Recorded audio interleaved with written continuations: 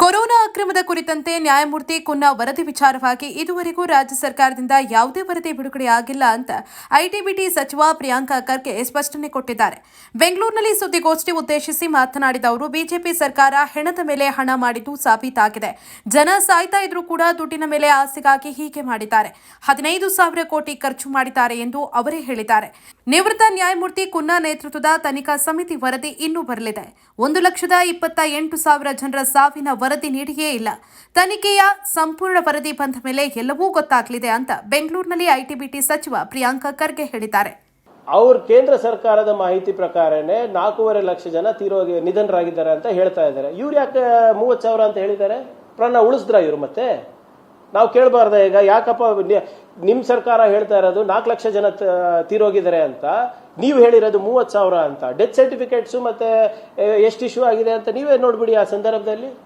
ಆಮೇಲೆ ನಮ್ಮ ಮಾಧ್ಯಮ ಸ್ನೇಹಿತರು ತಾವು ಅಂತ ಸಂದಿಗ್ಧ ಪರಿಸ್ಥಿತಿನಲ್ಲಿ ತಾವು ಹೇಗೆ ರಿಪೋರ್ಟಿಂಗ್ ಮಾಡಿದ್ದೀರಾ ನಿಮ್ಗೆ ಗೊತ್ತಲ್ವಾ?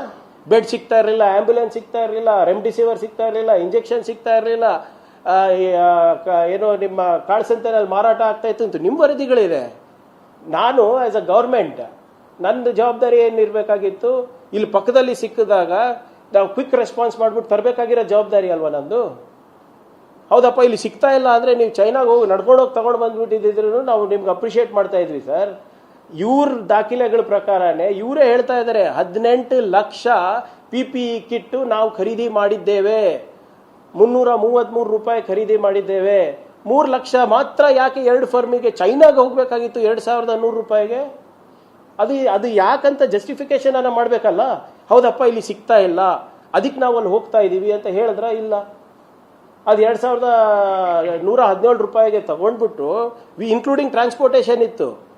21 ಕೋಟಿ ರೂಪಾಯಿದು ಒಂದು ಟೆಂಡರು, 20 ಕೋಟಿ ರೂಪಾಯಿದು ಒಂದು ಟೆಂಡರು, ಇನ್ನೂ ಒಂದು 3 ಟೆಂಡರು, ಟೋಟಲ್ ಒಂದು 62 ಕೋಟಿ ರೂಪಾಯಿದು ವಿತ್ ಟ್ರಾನ್ಸ್ಪೋರ್ಟೇಷನ್ ಇದ್ದಿದ್ದು ಸಡನ್ ಆಗಿ ಮತ್ತೆ 11 ಕೋಟಿ ಮತ್ತೆ 10 ಕೋಟಿ 22 ಕೋಟಿ ರೂಪಾಯಿ. ಅಂದ್ರೆ ನೀವೇ ಯೋಚನೆ ಮಾಡ್ರಿ, 62 ಕೋಟಿ ರೂಪಾಯಿ ಸಾಮಗ್ರಿ ತರಲಿಕ್ಕೆ ಇವ್ರು 21 ಕೋಟಿ ರೂಪಾಯಿ ಟ್ರಾನ್ಸ್ಪೋರ್ಟೇಷನ್ ಕೊಟ್ಟಿದ್ದಾರೆ.